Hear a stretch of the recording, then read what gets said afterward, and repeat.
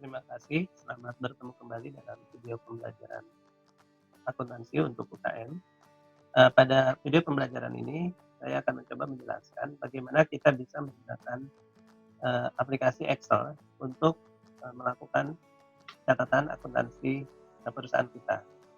Seringkali kita eee, perlu mencatat transaksi yang terjadi di perusahaan kita, tetapi rasa-rasanya kalau kita ingin membeli suatu aplikasi khusus akuntansi, mungkin belum saatnya, atau kedua, kita memang terbiasa menggunakan Microsoft Excel, maka, kalau akuntansi itu juga bisa kita buat di dalam Excel, maka akan lebih memudahkan, lebih kalau kita melakukan analisis lebih maksimal.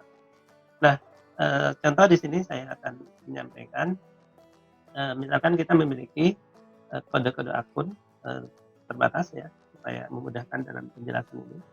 Ada hanya 12 akun, kita akan coba melihat bagaimana kita, kemudian mencatat di dalam jurnal, dengan dan kemudian mengolahnya menjadi buku besar dan kertas kerja, worksheet, itu secara otomatis. Nah, misalkan juga, perusahaan ini sudah berjalan sebelumnya, kita sudah memiliki saldo-saldo neraca atau saldo-saldo awal tahun. Nah, kalau kita jumlahkan, kita lihat yang debit-debit ini itu jumlahnya 45.300, dan yang saldo kredit dari saldo awal ini juga 45.300.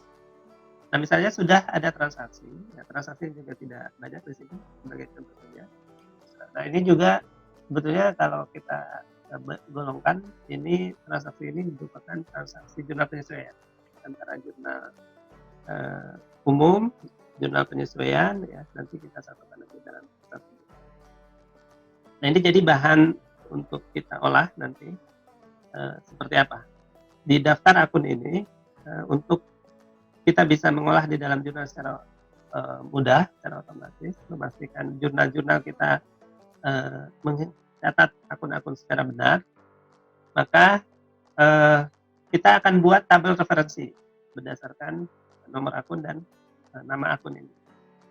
Yang pertama, nah di sini kita gabungkan keduanya dengan cara manfaatkan fungsi ampersand, dan jadi sama dengan ini nomor akun ini, kita tambahkan, kita gabungkan dan ampersand supaya agak terpisah antara kode akun dan nama akun, dan baru kita tambahkan dengan nama akun ini.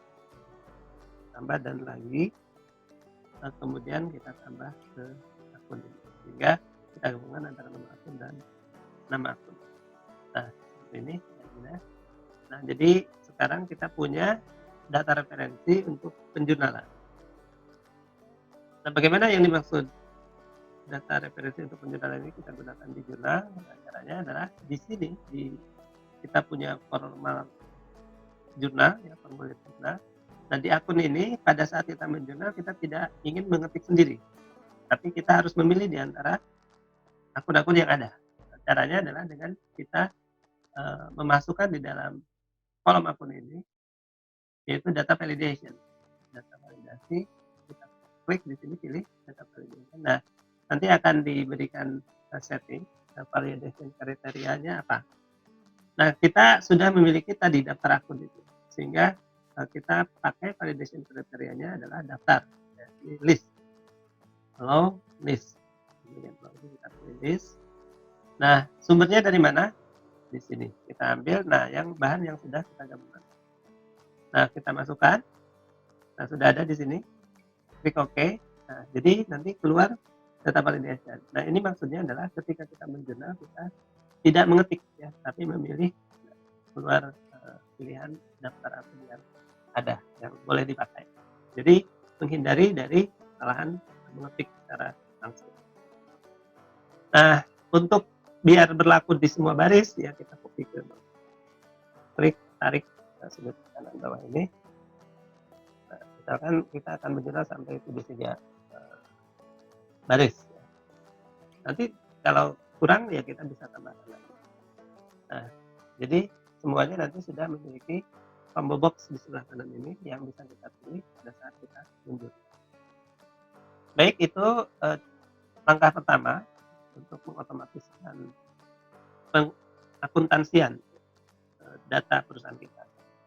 Nah, ini saya coba, pindahkan di sini daftar akunnya, kemudian jurnalnya saya sudah coba masukkan ya.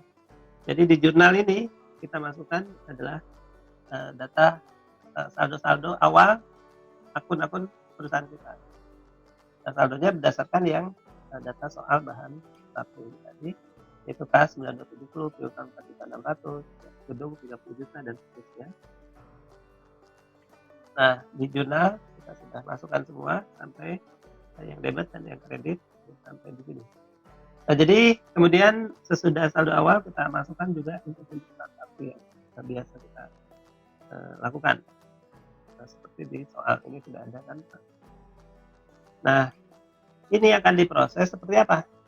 Nah, untuk kita mengetahui saldo-saldo akun sesudah transaksi, sesudah awal tadi. Nah, kita masuk ke sheet buku besar ini. Jadi kita nanti akan tahu sampai akhir bulan atau sampai akhir tahun berapa saldo akhir akun-akun kita. Nah, kita manfaatkan untuk membuat buku besar itu fungsi pivot atau fasilitas. Fasilitas pivot masuknya dari insert ini, kemudian klik pivot table. Nah, pilih, tabel range-nya atau dari jurnal ya, harus memiliki nama kolom di atasnya. Nah, kita sorot sampai dengan baris terakhir jurnal yang ada. Kalau 100 ya sampai 100 itu sampai 1000 baris semuanya. Semua yang ada jurnalnya itu kita masukkan di dalam blok untuk pivot, bahan pivot tabel kita di tabel range ini. Nah, kita oke ya. Nah, nanti otomatis pivotnya sudah siap.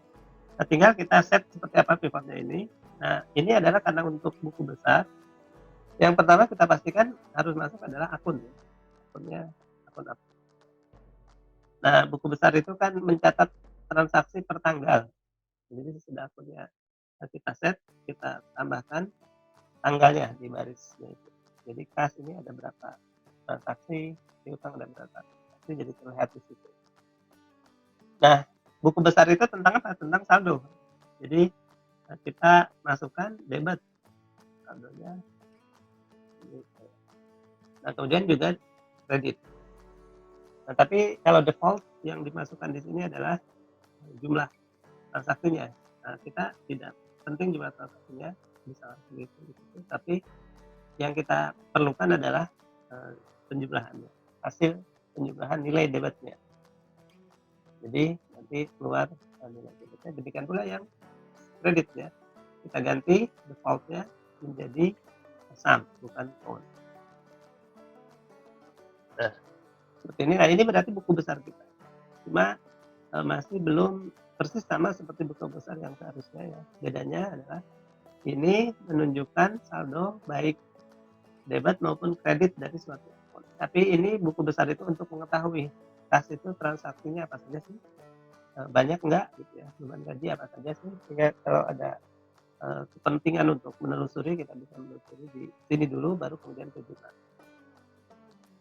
Nah, baik, selanjutnya bagaimana kita membuat worksheet secara otomatis. Sudah kita memiliki buku besar. Nah, worksheet kita juga pakai data dari jurnal. Kita klik di worksheet ini, kita siapkan dulu sheet-nya.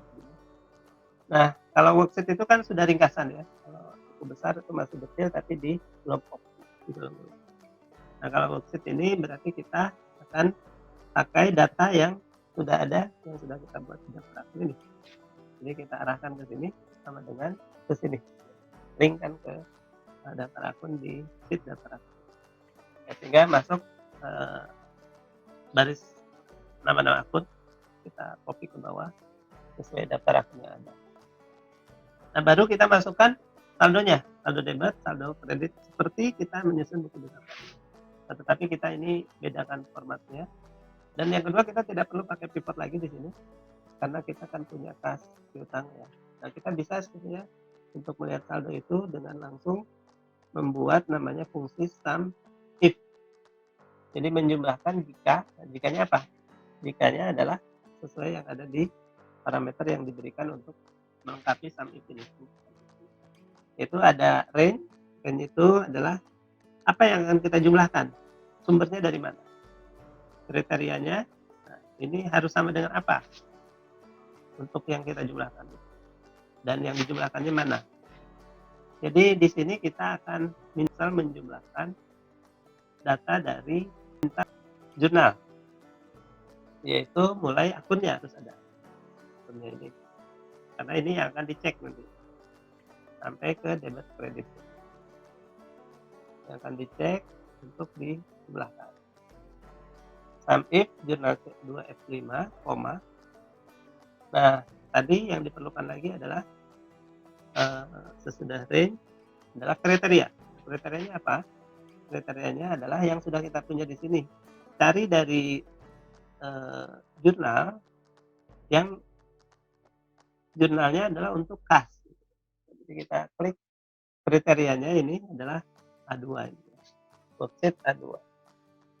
Nah, apa yang kita jumlahkan adalah kita cari dari range ini udah kita jadikan range. Kita jumlahkan yang kas itu dengan kas lagi, kalau ada lagi dengan kas lagi di sini. Jadi yang kita jumlahkan adalah debit khusus untuk kas saja. Dan seterusnya nanti kita copy makanya untuk akun-akun yang lain sehingga nanti bisa melengkapi. Jadi di worksheet ini sum of jurnal, nah ininya adalah ambil dari yang akan dijumlahkan adalah dari jurnal saldo debit. Jadi hanya isinya saja. Terus tutup.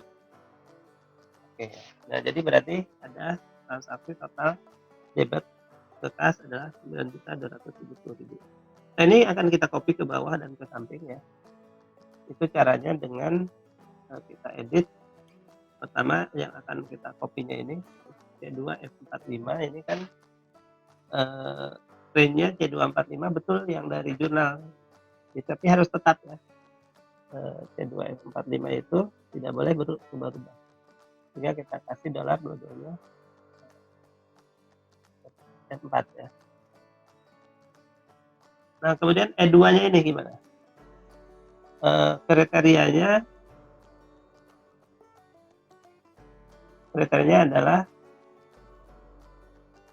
dolar A2. Nah, kemudian terakhir E2M45 ini jurnalnya yang tadi ini juga harus stuck ya. E2 sampai jurnal C2C45 A2. Nah, ini salah. Ini harusnya bukan kredit ya, tapi yang debit. Jadi kita buat lagi yang jurnal, kita alihkan sekarang ke menjurnalkan semua kredit. Oke, kita kredit. Nah, jadi data untuk kreditnya.